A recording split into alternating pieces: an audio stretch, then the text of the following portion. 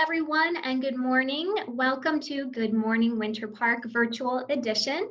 We are glad you're here, whether you are on Zoom watching this webinar style or on Facebook watching this live. In addition, it'll be on demand on YouTube as well as at winterpark.org for your viewing. First of all, we would encourage you to take this time to virtually network a little bit. Say hi to your community in the chat box and in the comments on Facebook. You can find the chat box at the bottom of your screen on Zoom by clicking the chat icon. Be sure to set the to field to all attendees and panelists so we can see who you are and what you're up to on this call today.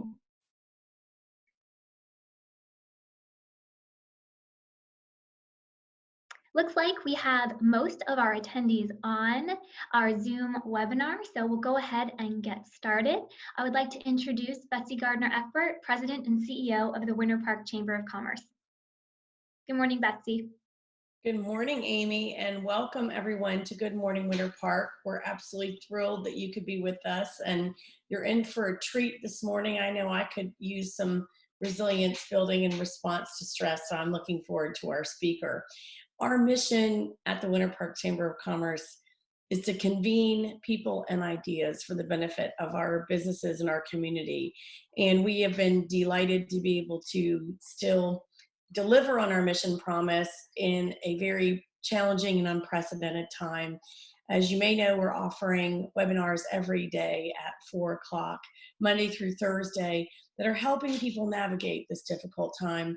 And I'm really grateful to my team and wanted to take a moment of privilege to thank them for everything that they've done to keep our community connected and resourced as we move through this difficult time.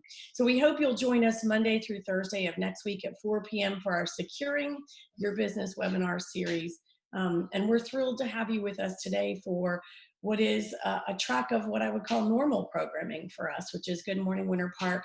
We've always made available free and open to the public through the generosity of Advent Health. And before we get started, we want to hear from a couple of speakers from Advent Health to give us a few tips into what they're doing right now. So at this time, I'd like to introduce Dr. Robert Quigley and Dr. Sabia Siddiqui, who are both highly experienced board-certified pediatricians in Winter Park, and they've provided compassionate, comprehensive care to children in Central Florida for more than 30 years. Good morning, Drs. Quigley and Siddiqui. Good morning. Well, many of you are home isolating with your children or grandchildren during this epidemic, and it's unprecedented. So oftentimes we hear about adults, but we don't hear about children much. So the question comes up, can children really get COVID-19? And the answer is yes, but they are much less commonly infected than adults, and the illness is usually less severe. So the statistics recently in Florida, we have had a total of 30 cases in Florida in children younger than 14, and only 8 cases in children 4 and younger. And we've had no deaths thus far. So you might ask, are the symptoms any different than adults? Well, they're very similar: fever, congestion, cough, but they're milder than adults. And why is this? They have a less vigorous immune response than adults do.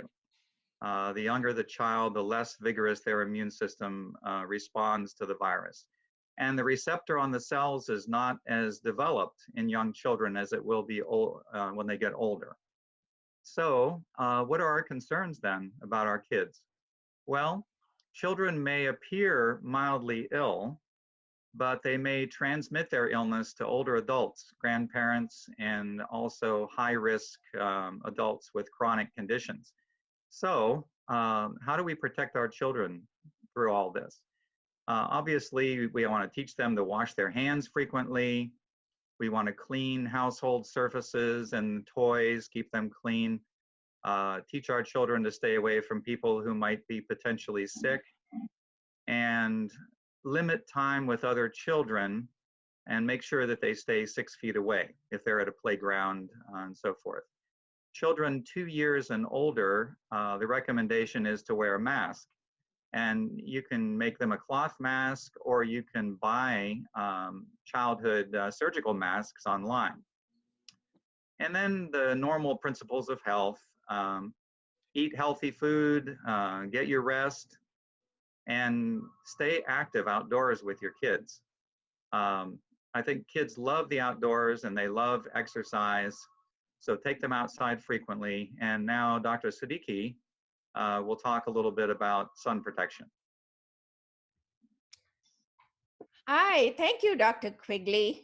Yeah, children should go outside and play, and at the same time, they have to be protected from the sun's ultraviolet radiation, which is harmful um, for the kids. It might cause skin cancer in future. And how to protect kids? Avoid sun exposure during the time of 10 a.m. and 4 p.m. because ultraviolet radiation is at its maximum at that time. And try to get lightweight and tight weave clothing to cover their arms, legs, and the neck. As well as it's a good idea to get them some brimmed hats and caps to cover their faces, and sunglasses, which are available in the shops, cute little sunglasses too. And last but not the least is applying sunscreen. How to choose a sunscreen? It's a good idea to look on the label to see whether it's broad spectrum. Broad spectrum means they contain zinc oxide and titanium dioxide. And try to avoid the chemical oxybenzone because it has been proven to be harmful to kids. And you can choose anywhere between 15 to 50 SPF. Going beyond that, they say it's not necessary. And don't forget to apply very often because its effects goes away after a particular time. And how to protect babies less than 6 months of age? First of all, there shouldn't be any direct exposure for them. And if you really have to be, let them stay in the shade in a stroller with a canopy on, with full clothing and brimmed hats. And on the exposed surfaces like the face and the back of the arm, of the hands, they can apply a little bit of sunscreen, which contains zinc oxide and titanium oxide. That's it. Now go and have fun in the sun, kids. Thank you, Dr. Siddiqui and Dr. Quigley. We are grateful that you are looking out for our kids right now. And what good news that we haven't seen as catastrophic an impact on children with COVID-19 as we have with adults. So thank you for being with us today. It's my privilege to introduce Dan Marcone, licensed mental health counselor and owner of Seasons Counseling here in Orlando. He is the founder and practice director of Seasons Counseling, and he brings his passion for working with trauma and interpersonal neurobiology to his practice. He considers himself a lifelong learner and is passionate about neuroscience and how it influences human behavior. Dan's specializations include trauma, abuse, relationships, personal development, anxiety, depression, and parent training. Dan utilizes a broad range of therapies to facilitate personal growth and development, including EMDR, somatic, biofeedback, and DBT, among others. He considers it a privilege to work with his clients. Outside of work, Dan is an avid sports fan, including football, basketball, baseball, and hockey, and he loves dogs. We love to hear that. Dan, welcome this morning, and thank you for being with us to talk to us about stress resilience building. Betsy, thank you. I'm just thrilled to be here.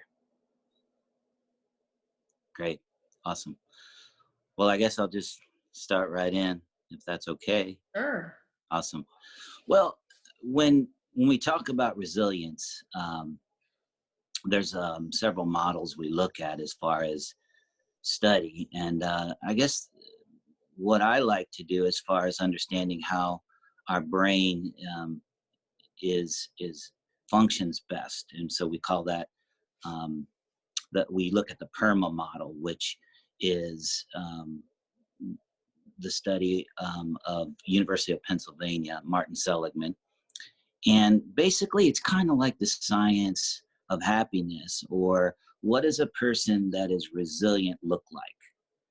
What are they doing? How does their brain and body function? And how do we look at what we're doing and see if we can move towards strengthening these states? So that's what I thought we'd look at today, and in such an unprecedented time. Resilience is just so important, and there's some inhibitors to resilience, and we want to talk about that a little bit as well. But I'd hope you'd leave this webinar understanding, first of all, the amazing brain and how it functions in a triune way, and how resilience is developed, and how the anxiety that we're experiencing can inhibit that. So I guess starting with the brain, things we need to know about our body and brain. One is, if you think of your brain like like 3 steps, the lower step is your autonomic systems. And so when you think of your autonomic systems, think of, things that you do without consciously being aware of that, like I'm hungry, or I'm having urges and sensations for certain things. But it also is regulating the body. And so that piece of the brain is where your threat system lies. And it runs ahead of your consciousness, your top step of the 3 steps, which is your frontal cortex. And so a lot of therapy, a lot of self-development is all about this half second, because when we understand consciousness and behavior, we see that we're a half second behind in our consciousness, that our threat systems are running ahead of our consciousness by about 600 milliseconds, which is fascinating.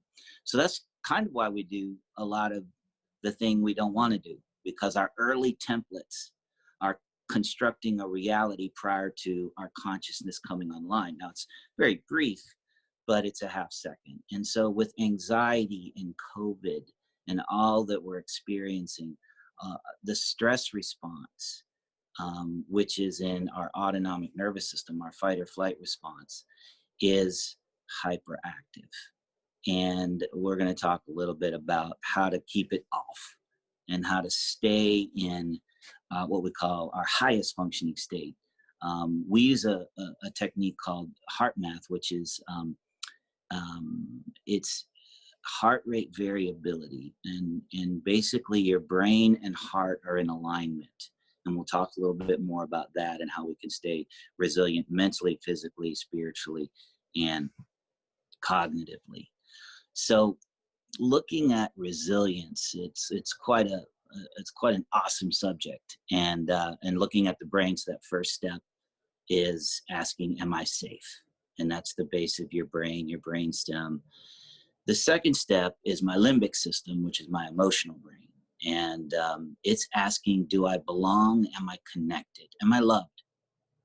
So for us to be functioning in a flow state or with resilience, we have to calm the body and feel safe. And we have to feel connected and loved and like we belong. And those 2 parts of the brain are primitive in what we call their subcortical brain regions, which are not thought-based, which are not conscious-based. They run off implicit systems, or systems that have already been coded or wired in. So that's why experiences are so important. And one thing we need to know about stress resilience before we jump into this PERMA model, the acronym is PERMA, is that stress inhibits our frontal cortex, the top step, which is our head coach, our complex systems, which I'll talk a little bit about in a minute, and keeps us functioning, doing things to get relief, not making our best decisions, most thoughtful, curious, conscious decisions at a high functioning state, to where our body's calm, we feel connected, and our frontal cortex can thrive, and we can make the best decisions possible. We call that metacognition too, where we can think about our thinking so we can have perspective. And anxiety, particularly, inflammatory anxiety, there's different kinds of anxiety, or stress, which are a little different, but there's good stress. So, a lot of times we get a little stressed and it helps us get motivated. But moderate or inflammatory stress will create mental health problems, a lack of our ability to really engage effectively, and we're in relief and protection and safety, and we're isolating, and we're moving away instead of expanding. So your body kind of has a great, we do a lot of somatic work because the body keeps the score. It has the memory in the body is amazing. It actually outperforms your image-based memory. But talking about resilience, we have to talk about the things that inhibit resilience. And so in our nervous system comes on our threat system. Okay, let's talk about that. So our threat system runs ahead of our conscious awareness. So you'll feel things very quickly. So if a snake jumps out, you'll move real quick before you think about the danger. And so our brain's number one job is to protect us. So protection systems run ahead and come online. And one of the most difficult things about anxiety, or one of the ways to work with anxiety the best, is to understand that our brain doesn't know how to tell the difference between the lion's going to eat me and this problem that's not physically dangerous. And it does that to over respond to protect us. So under responding would mean we were vulnerable to death or threat. Over responding helps keep us safe and protected. The problem with that over responsiveness is we rarely are in physical danger or in need of that intense fight or flight response, where you have a chemical dump into your bloodstream and blood starts pumping to your large muscle groups to protect you from danger. And that's what happens when anxiety heightens or stress gets more inflammatory and ongoing, which inhibits your frontal cortex.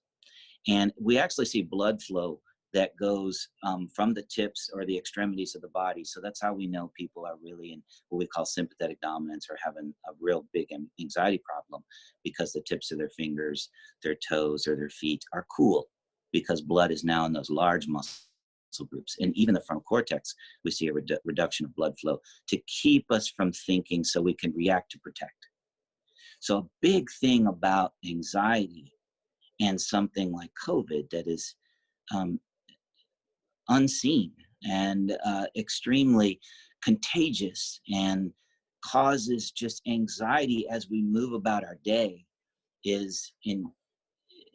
can be tremendous amounts of anxiety, and causing us to do the thing that will keep us more immune deficient, or in depletion rather than replenishment and growth.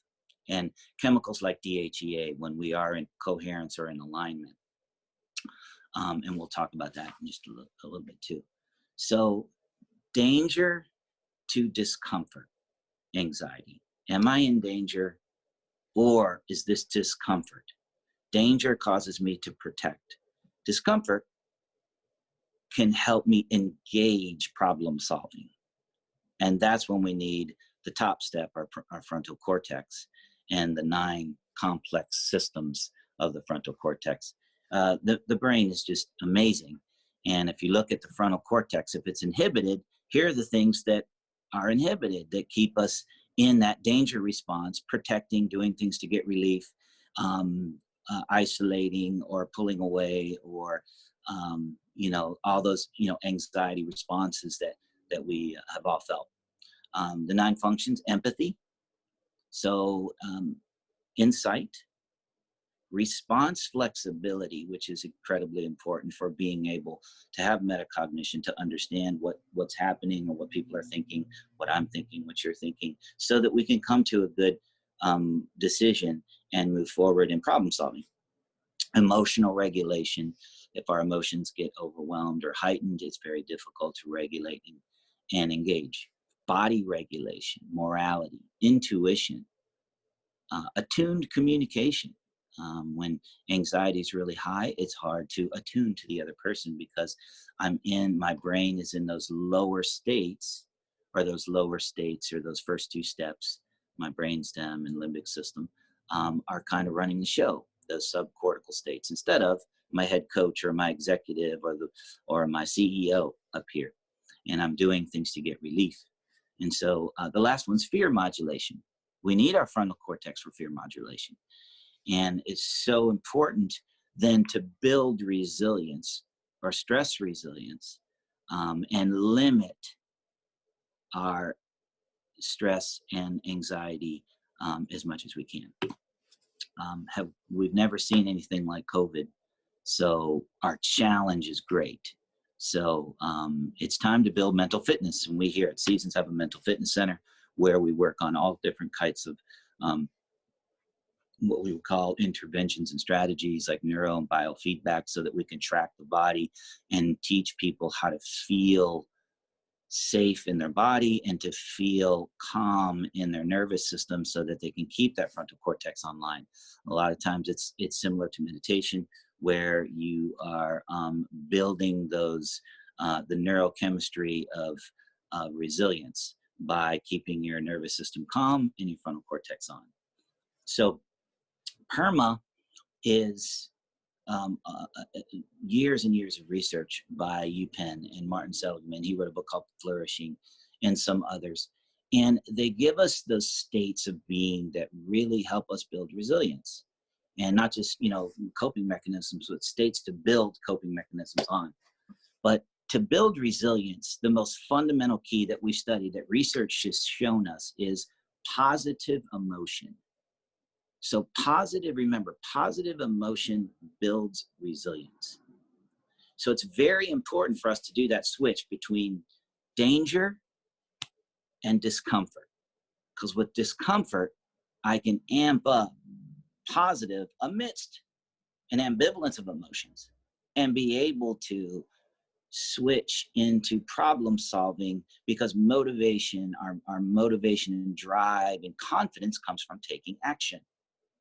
So positive emotion is incredibly important. And a positive view helps relationships. It helps inspire others, creativity.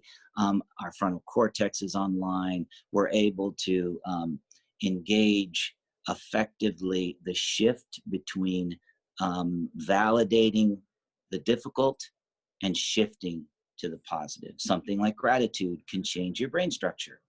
So there's many studies out west at Berkeley and UCLA where they have centers where they study different brain states and different ways of engaging, depression and anxiety.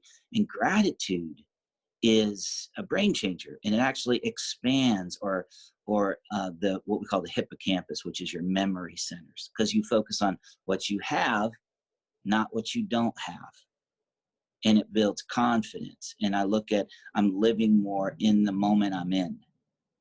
And another word for resilience I would like to mention is psychological flexibility, where I'm able to do my inner world well, feelings and thoughts. I'm able to ground myself in the now and stay out of the past thinking in the future, which we call rumination. So a lot of overthinking, rumination, is what we need to decrease rumination and enhance taking action based off of, what we would say, diffusing our thoughts. Because another part of positive emotion, when we're in a lot of negative emotion or fear and anxiety, we have what we call thought distortions. And one of those with COVID would probably be threat scanning, where I'm constantly scanning for threats and I'm in fear, or threat imagery, or catastrophizing, or pessimistic thinking, or black and white thinking. That's a good indicator that I'm in stress. I'm not able to be flexible. Everything's good, bad, right, wrong, safe or not. And so when I'm in that state, I'm lacking resilience, and I'm in that lower brain. I'm in what we call depletion. My body has dumped cortisol and adrenaline, or my pituitary, my brain, into my bloodstream to mobilize fight or flight. So now I'm not in my executive functioning. I'm not building resilience. I'm trying to get relief. So is this danger or is this discomfort? And what can I do to take action to build confidence? So positive emotion is incredibly important. And, working on laughing, engaging, that shift to, man, I was here, but now I'm here. And this is what matters to me. So happiness is, from another type of intervention strategy, is acting on my values, doing what I'm about, brings a lot of positive emotion, moving my feet towards what I can do and not focusing on what I can't do. And positive emotion is just essential. So that's the first thing. The second thing is engagement. So we're in the E of the resilience model, or the flow state model, where we're doing activities. We're doing things experientially, and where we need to just kind of, we lose track of time, and we're not distracted or multitasking, but we're fully engaged. And those are the kinds of activities that, really cause our intelligence, our skills, our engagement, all of those things that they tend to get a workout. So while we're struggling with COVID, and we're social distancing, or we're pondering, how we're going to move forward, it's important to, learn and grow of a growth mindset, the mindset of, let me get fully engaged in what I can control, what I can learn, and how I can engage life right now in this moment that's effective. And so anchoring into the now is very important, and in getting yourself involved in experiences that you can control and things that bring a lot of pleasure and enjoyment. Well, it's like strengthening, that mental fitness. The third thing in the model of PERMA is positive relationships. And so right now with social distancing, the brain is wired for connection. So that limbic system, that feeling center, feeling connected, when I feel connected and engaged and have positive relationships, my nervous system calms down. I open up and I'm able to love and bond and engage, and what we call our soothing system comes online. And our soothing system manages stress through bonding. So with social isolation, it's very difficult. We've added this inhibitor to the thing that really helps people manage stress, which is love, bonding, connection. So outside of our family, and if we're alone, it can be even, more dangerous, isolation.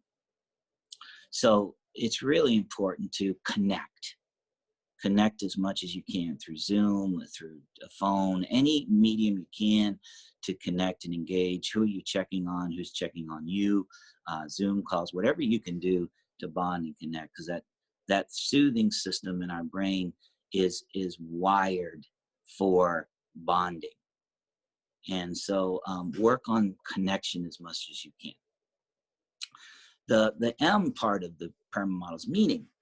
And meaning is just, so important. It's purpose and meaning. Like, what am I about? And now that you have time, instead of rumination and focusing on, all the, I would really manage your media diet. I'm going to go over a few things in just a minute from the Wellness Society about, some coping strategies, but really, really, really manage your media diet, limit it as much as you can to reputable sources, and focus on, this can be a wonderful time of figuring out how did I get here, where I'm at in my life, and what's my purpose? What am I about? What do I love to do? Who am I? Meaning is incredible, and it's important. And it's hard to ponder these things if I'm not in a resilient state or in my frontal cortex. When I'm in stress, that's inhibited. I'm just focusing on survival. So progression and growth and resilience is really hard. So if I'm engaging in these these acronyms, PERMA, I'm going to build more resilience to stress and focus my actions and move my feet towards things that are going to help build resilience. In A, in the PERMA model, is accomplishments. And right now, it's probably very difficult to feel that accomplishment. But having goals, it's a good time to really, sit down with the people you love, or yourself, and really think about reevaluation. And having accomplishments in life, is important to push ourselves to thrive and flourish. So things we want to do, lots of times, in tremendous difficulty, like we see today during this pandemic, we have an opportunity to re-engage life differently than we had before. Life has slowed down for us, and how we want to love, how we want to connect, who we want to be, what am I about, who am I? And then goals based off values are what we see. I know Harvard Business Review did, I do a lot of executive coaching, and they looked at people that were highly successful and resilient. And one common theme was they knew their values, but they acted on them, and they reviewed them frequently. People that did it once a month were exponentially more successful. Some people do it yearly, but rarely look at them. So now is a good time to do a values interview with yourself and be able to see, am I really living according to my values? That's a resilience builder, because then I'm taking action and I'm doing things that I'm about, and it builds the flow of positive emotion, and that's a tremendous boost to happiness. So backing up just a little bit, we've got that across that acronym there, and how we look at psychological flexibility to kind of to put those that PERMA into place. We want to look at some things like, how am I doing in the present moment? Am I here? Am I where my feet are? Am I flexible? And how do I see myself? Self as a context. So I'm making contact with the now. How do I see myself? Do I see myself as learning and growing, or do I have some negative schemas to work on? And then my inner world, feelings. Am I able to do feelings? Are very important, but they're not meaning. And emotional reasoning is one of those, mind traps that we get caught into. And so attaching meaning to feelings, accept and discharge feelings. Feelings are a request for action. They help me know what I'm experiencing right now, and it helps me engage the now. So if I'm in the past or the future, it's going to be ineffective.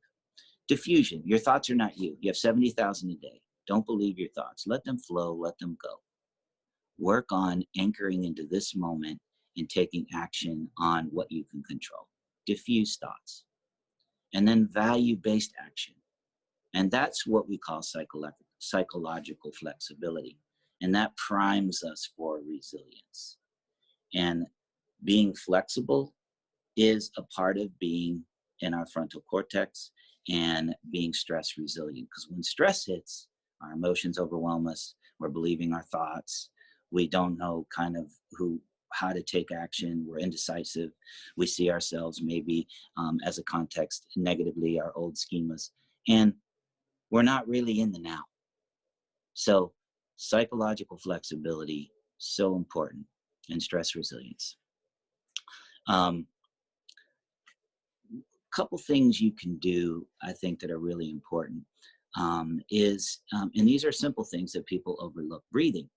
So breathing exercises are tremendously, and COVID is a shock to the respiratory system. Breathing, when you breathe in, you take an inhalation, you're breathing in, that's your sympathetic nervous system. And when you breathe out, it's your parasympathetic rest and digest. So you're actually working out your autonomic nervous system, your threat system that comes online to keep it off. So diaphragmatic breathing, 4-6-8. Breathe in for 4, hold for 6, out for 8, or 4-4-4. Look up some breathing techniques. There's many of them out there, and they can really keep your what we call coherence, which is your heart has neurons in it. Your heart has about 40 to 50,000 neurons. So there's a direct relationship and connection, immediate connection with your brain. So if you can change the quality of your heart rhythms through breathing, and you're able to have a good diaphragmatic breathing in for 4, out, and you're holding and breathing, and you're training yourself to do that, you'll be tremendously more stress resilient, and you'll be in coherence. Low coherence is when my heart and brain are not in alignment. And heartmath.org or heartmath.com is a great website to look at, to really look at simple things that'll impact you tremendously, biohacks. So breathing, progressive muscle relaxation, and those are 2 things where you tense and then release your muscles. There's so much information on the internet about that, or see a therapist or a life coach or something. Those 2 things can help the physical body, the safety systems, calm down. So then emotional regulation then is the next step. And so working on naming and taming emotions. If you name it, you can tame it. It's cliche, but it's true. If I can name, this is anxiety, this is stress, your nervous system will come down. Your amygdala, the firer, the anxiety firer will come down, and you'll be able to then jump upstairs after some breathing, and then focus, and then be in a problem-solving state and build those perma-resilience mindsets that you need. So much more we could say. I wanted to really focus on the positive and things you can do and how to build resilience, because there's so much out there about the anxiety piece. But if you need help, please reach out to someone. I know there's a lot of people isolated and really struggling. We're just one place. We'd love to support you in any way. We have all kinds of resources. If you look at our website, Seasons Counseling Orlando, and we'll be glad to help you in any way, or be safe. And thanks for the chamber. I just want to thank Betsy and all that they do and how they support small businesses and educate and teach and connect us. So thank you. Dan, thank you. There was so much in there I needed to hear and be reminded of. I very often, we've got quarantine rules on our fridge that ask us, how do we stay in the moment? How are we being grateful today? Who are we connecting with? It's so great to hear from you as the expert that those are the right things to be doing right now. I know that for all of us, this is starting to wear on a little bit, and it's great to have some support from you. I'm going to kick it over to our team to see if you guys want to host questions from the audience. Amy might have some questions for us, but Dan, what a great presentation, and thank you for that expertise today. You're very welcome. Thank you.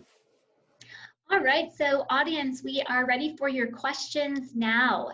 You can do this a couple of different ways. If you're on Facebook, you know what to do. Just drop your question in the comments, and Tiffany Cahill's monitoring our Facebook page for those questions that come through there.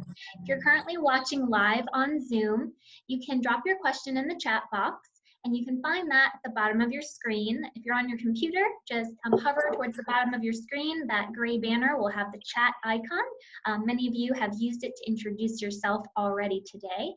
So feel free to put your question there.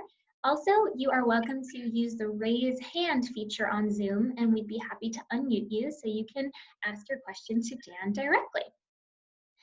While we're waiting to see if we have any additional audience questions come in, I do have a couple that we can get started with, Dan. Sure. So we have one that's come through in reference to children. So we know that children are experiencing the pandemic right now in a different way than adults are, and this question is geared towards especially only children that might be navigating these difficult times without a sibling to play with or their friends that they're normally able to interact with. So could you speak a little bit to the impacts on children and any advice that you can share? Sure. The impact is more psychological than it is, physiological, like our doctor mentioned earlier. So psychological, children's brains are extremely vulnerable. So I think some of the same principles, stay connected, ask good questions, help them express their feelings and emotions by drawing or art or acting them out. Experiential things with kids are really important. If they're only children, that's very difficult, I think. But so they're going to need a lot of support. So Zooming or connecting with parents or spending extra connection time, connect as much as you can with your kids, help them voice or put words to what they're feeling, and help them learn to trust in what they can control, and help guide their thinking patterns and help them build resilience with positive emotion, gratitude journals, or art projects that help them think about others or give back, getting connected in their community. I know that a lot of the homeschools or public schools and private schools have online types of interactions. So boosting that as much as you can is really important, and working on understanding how their body emotions, you can see that stress response when they start contracting or feeling very isolated. You can tell, help them get more flexible, move their body, engage, feel loved, keep reaffirming love, support, encouragement, and guide them to things they can do, and that rather than staying kind of stuck in what they're thinking. Thank you so much for answering that question, Dan. Mm-hmm. I'm not seeing any additional questions come through on Zoom. Mm-hmm. Tiffany, do you have any that you're seeing on Facebook now? None on Facebook, no virtual hands raised, but a comment on Facebook from Wendy Hogan. She says, embrace family, stay in the moment, be grateful. I love that. Mm-hmm. All great advice, Dan. Thank you. Mm-hmm. Yeah, that's, hey, if you walk away with that, then it was a great success. Those are some really great comments. Well, thank you, Dan, for fielding those audience questions. Mm-hmm. Betsy, I'll hand it back over to you to close us out. Sure. Great. Thank you to Dan. Thank you again to Dan Marcone. Sorry, I'm struggling with my video here. I think I'm on now. Thank you again to Dan Marcone and to Advent Health, and certainly to my team for doing such a great job of getting this content out. Just a reminder, if you loved what you heard here today, it will be up on Facebook. It will also be on winterpark.org. So if you'd like to share it, Dan, if you want to share it out with your audience, that's easy to do on Sure. Facebook, because everybody needs to hear this. So we're really grateful for the time and expertise today. We'd love for you to follow us on social media if you're not already doing it: Facebook, Instagram, Twitter, and LinkedIn. And we'd love for you to receive our daily briefing newsletter right now at winterpark.org. Really easy. Just log on and give us your email address. On Monday, May 4th, we are going to have a webinar at 4 o'clock called Preparing Your Employees Return to Work, Legal Requirements and Best Practices in a COVID-19 World. That will be led by Mark Van Valkenburg, who's the managing attorney at Mark Van Valkenburg, PLLC. And I think there are going to be a lot of legal considerations to think about as we all go back to work. So that will be really timely and helpful. On Tuesday, May 5th, what building and business owners should do to prepare for reopening. Rob Supertino is president of All American Water Restoration, and he's going to have some expertise for us in terms of getting the building up to snuff for cleaning requirements prior to opening. So lots of tactical things to help you all get ready to go back to what our new normal looks like. And we're delighted to offer that content. So we hope you have a wonderful weekend. Thank you for spending time with us again today. And we'll look forward to seeing you next week. Thank you for being with us.